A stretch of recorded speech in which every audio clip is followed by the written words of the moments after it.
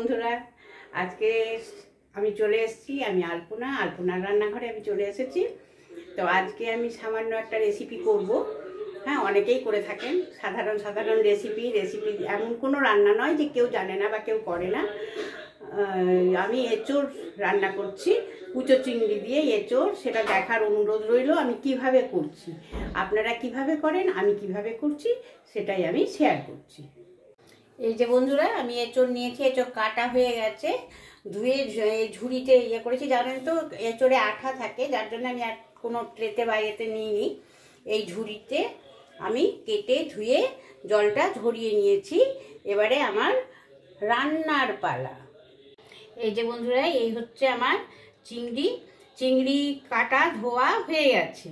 হ্যাঁ, এবারে আমি প্রথমে করব কি, চিংড়িতে নুন হলুদ মাখিয়ে নেব। নিয়ে আমি প্রথম চিংড়ি মাছটা ভেজে তুলে নেব। এই যে বন্ধুরা, চিংড়িতে আমার সম্পূর্ণ নুন হলুদ মাখিয়ে নিয়েছি। হ্যাঁ, আর এই যে এখানে আমি কড়া বসিয়ে দিয়েছি। কড়াতে আমি পরিমাণ মতো সর্ষের তেল দিয়ে দিয়েছি। এবারে আমি করব কি, চিংড়িগুলো একে একে এর মধ্যে অ্যাড করে দেব।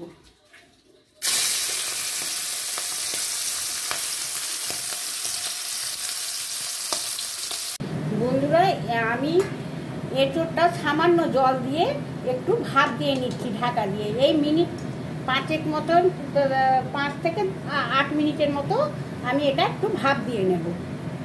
এই যে বন্ধুরা, চিংড়ি মাছ আমার সম্পূর্ণ ভেজে তুলে নিয়েছি। আর এখানে আমি এঁচোড়টা ভাপ দিয়ে নিয়েছি। এই যে এঁচোড়টা ভাপ দিয়ে নামিয়ে নিয়েছি। হ্যাঁ, এটা এখন আমি ভালো করে মাখিয়ে নেব। মানে মাংস যেমন করে মাখাই না মাটন, সেইভাবে আমি মাখিয়ে নিয়ে করব। করে সমস্ত মশলা দিয়ে। এখানে আমি নিয়েছি পেঁয়াজ পেস্ট, এখানে নিয়েছি আমি রসুন পেস্ট, আর এই যে এখানে নিয়েছি আমি পেঁয়াজ কুচি, লঙ্কা গুঁড়ো, হ্যাঁ, হলুদ গুঁড়ো, এখানে পরিমাণ মতো নুন নিয়েছি। হ্যাঁ, এখানে সব মশলা পেস্ট নিয়েছি, বোঝা যাচ্ছে কি না জানি না। এখানে মশলা পেস্ট নিয়েছি, এখানে নুন নিয়েছি। হ্যাঁ, এই যে এখানে নুন নিয়েছি। আমি এইগুলো সব এঁচোড়ের মধ্যে অ্যাড করে দেব।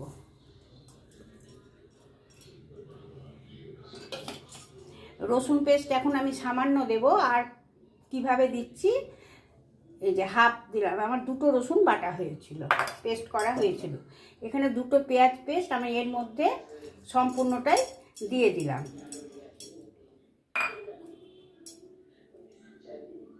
আর এই যে এঁচোড়ে পরিমাণ মতো একটু সর্ষের তেল দিয়ে, যেমন মাংসের তেল দিয়ে মাখে সেরকমভাবে আমি এতে তেল দিয়ে দিলাম পরিমাণ মতো। এবারে ভালো করে আমি হাত দিয়ে মাখিয়ে নেব। এই যে বন্ধুরা, মাছ ভাজার কড়াইতেই আমি তেল দিয়ে দিয়েছি। হ্যাঁ, এখানে আমি প্রথমেই করব কি, একটু সামান্য পেঁয়াজ কুচিটা ভালো করে নাড়াচাড়া করে ভেজে নেব। পেঁয়াজটা সামান্য ভাজা হয়েছে, এর মধ্যে আমি এই সামান্য পরিমাণে কালার আসার জন্য, হ্যাঁ, এই পেঁয়াজের সঙ্গে যদি একটু গুঁড়ো হলুদ আর লাল লঙ্কা গুঁড়ো, এটা ঝাল না, এই লাল লঙ্কা গুঁড়ো দিয়ে যদি নাড়া যায় তাহলে না খুব ভালো একটা কালার আসে।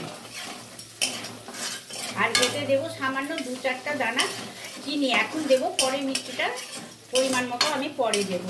সবজিতে যেটা পরিমাণ মতো মিষ্টি দেবো সেটা পরে দেবো। এতে আমি এখন 2-4 দানা চিনি ছড়িয়ে দেব। এই যে বন্ধুরা, আমি এখানে এই চিনি অ্যাড করে দিলাম। দিয়ে একটু নাড়াচাড়া করে নিয়ে দেখুন কালারটা কি দারুণ এসছে না, খুব সুন্দর কালারটা হয় এতে। এবারে আমি যে একটু অবশিষ্ট রসুন পেস্টটা রেখেছিলাম এর মধ্যে দিয়ে দিলাম। এতে একটা আলাদা ধরনের সেন্ট হয়। হ্যাঁ, শুধু রসুনটা যদি এইভাবে একটু ভেজে নেওয়া যায়।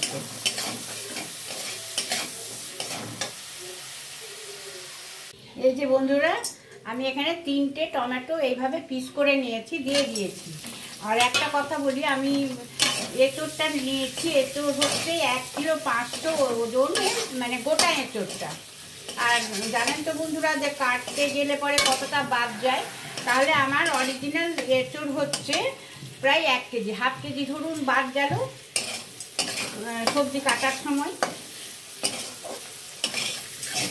সেই আন্দাজে আমি এই মশলার পরিমাণটা দিচ্ছি। টমেটোটা দিয়ে একটু নাড়াচাড়া করলাম। এই সময় আমি অল্প সামান্য পরিমাণ নুন দিয়ে দিচ্ছি, যে টমেটোটা ভালোভাবে পেস্ট হয়ে যাবে। আমি এটা মিক্সিতে পেস্ট করিনি। এটা দিয়ে একটু নাড়াচাড়া করলে পরে কি হবে, টমেটোটা সুন্দর পেস্ট হয়ে গেলে পরে রান্নাটা একটা আলাদাই টেস্ট হবে। আমি রান্নাটা কিন্তু একদম সিম করে করছি। হ্যাঁ, গ্যাসটা যদি বাড়িয়ে রান্না করা হয় কোনো রান্না কিন্তু সেরকম খুব ভালো লাগে না আমার মতে। রান্না যতটা সিম করে আস্তে আস্তে ধৈর্য ধরে করা যায়, রান্নার টেস্ট কিন্তু হয় খুব ভালো। আমি এই যে টমেটোটা সম্পূর্ণ পেস্ট হয়ে গেছে, আমি যে এঁচড়টা ভালো করে মাখিয়ে রেখেছি সেই এঁচড়টা আমি এই সময়তে এতে অ্যাড করে দিলাম। এঁচড় দিয়ে এখন আমি খুব ভালোভাবে নাড়াচাড়া করে নেব, আর চাপা দিয়ে দিয়ে আমি রান্নাটা ধৈর্য ধরে করব। আর থাকলো চিংড়ি মাছ, চিংড়ি মাছটা যখন দেবো তখন তো অবশ্যই দেখাবো যে আমি কখন কি অবস্থায় চিংড়ি মাছটা এতে অ্যাড করছি। এই যে বন্ধুরা, এঁচড়টা আমার অনেকটাই কষানো হয়ে গেছে, একদম তেল ছেড়ে দিয়েছে। হ্যাঁ, এই সময় আমি এই যে আমার এই যে কুচো চিংড়ি যে ভেজে রেখেছি, এই চিংড়ি আর এর সাথে আমি 3টে লঙ্কা একবারে কুচি করেছি আর 2টো লঙ্কা পিস করেছি। বেশ ঝাল ঝাল হবে। আমার লঙ্কাটা সেরকম বাটা ছিল না, যার জন্য আমি এখানে কাঁচা লঙ্কা দিলাম। শুকনো লঙ্কার ঝালটা না অ্যাভয়েড করি। আর লঙ্কা গুঁড়োটা দিয়েছিলাম এরকম লাল লঙ্কা গুঁড়ো কালার হওয়ার জন্য।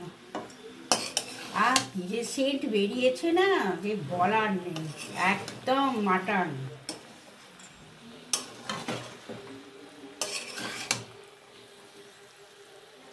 আমি কিন্তু একদম সিম করেই রান্নাটা করছি, এই যে একবারে সিম করা, এইভাবেই রান্না করছি। এখন আরও কিছুক্ষণ আমি এই মাছটা দিয়ে ভালো করে কষিয়ে নেওয়ার পর একদম গরম জল এর মধ্যে পরিমাণ মতো অ্যাড করব। এখন আমি এই 2টো তেজপাতা এর মধ্যে অ্যাড করে দিলাম।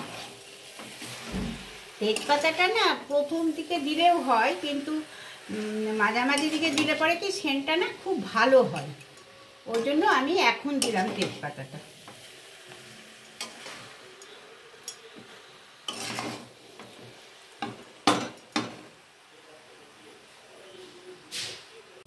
একদম কষা কমপ্লিট। এবারে জল দেওয়ার পালা। আমি একদম জল ফুটিয়ে নিয়েছি। আর একটা কথা বলি বন্ধুরা, পুরনো বন্ধুরা তো বুঝেই নিয়েছে, এই রান্নাঘরটা পুরো সম্পূর্ণ আলাদা। আলপনার রান্নাঘর সম্পূর্ণ আলাদা। যারা আমার ভিডিও প্রথম থেকে দেখে আসছে বা একবারও দেখেছে তারা অন্ততপক্ষে বুঝতে পারবে। তো আমি আছি আমার ছেলের কাছে, সেখানেই আমাকে তো ভিডিও করতেই হবে। তার জন্যই আমি বললাম যে এই রেসিপিটি আমি করি, ভিডিও করি। তাহলে বোঝা গেল তো বন্ধুরা আমি কোথায় আছি। আর জল দিচ্ছি না বেশি, আর তো ভালো লাগবে না। এবার একটু ফুটলে পরেই তো গুঁড়ি গরম মশলা দিয়েই ব্যাস হয়ে যাবে সুন্দর। এই যে বন্ধুরা, সবজিটা আমার সম্পূর্ণ হয়ে গেছে। আমি ওপর থেকে 2টো কাঁচা লঙ্কা পিস করে দিয়ে দিয়েছি, বোঝা যাচ্ছে নিশ্চয়। আর এই যে এখানেও আমি আলপনার রান্নাঘরের ঘি নিয়ে চলে এসেছি। এইখানে আমি এই যে আলপনার রান্নাঘরের ঘি অ্যাড করে দিলাম, আর দিচ্ছি সামান্য গরম মশলা ছড়িয়ে। এই যে গরম মশলা ছড়িয়ে দিয়ে দিলাম, ব্যাস কমপ্লিট হয়ে গেল আমার এঁচড় চিংড়ি। তাহলে কেমন লাগলো বন্ধুরা রেসিপিটি? অবশ্যই আমি কমেন্টের আশায় রইলাম। আমাকে অবশ্যই বন্ধুরা জানাবে কেমন হয়েছে। আর প্লিজ বন্ধুরা আমার পাশে থাকার একান্ত অনুরোধ করছি, আমার পাশে অবশ্যই থাকবে। আমার ভিডিওটি ভালো লাগলে পরে কমেন্ট শেয়ার লাইক করে দেবে, লাইক অবশ্যই করবে। তাহলে বন্ধুরা আজকের মতো বাই, টাটা।